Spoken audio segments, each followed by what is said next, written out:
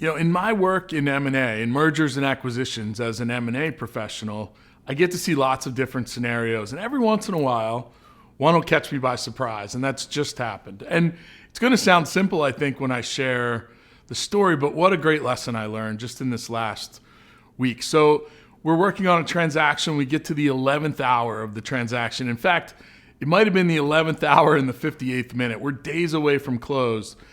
And the buyer was not a private equity firm. It wasn't a big strategic. It was actually an individual investor. And their bank really started to push them around. And their bank actually became, by proxy, the lead negotiator in the deal. The bank was starting to call the shots.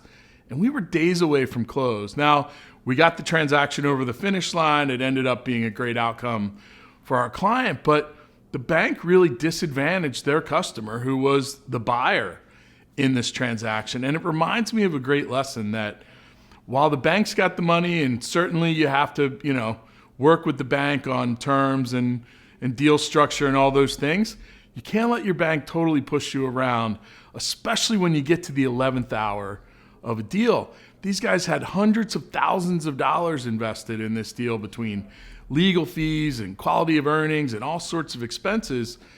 And it got so close that the bank almost killed it literally days before the close. And I mean 2 days, like 48 hours out, and the bank was still introducing terms, and it almost killed the deal. So if you're in a transaction and you can get to your bank ahead of time, you got to have that clear communication with the bank. Listen, let's get our deal out and what we need in the transaction, and you can't be pulling 11th hour changes and additions, and because you really put yourself at risk. So make sure you've got your bank in check, not the other way around.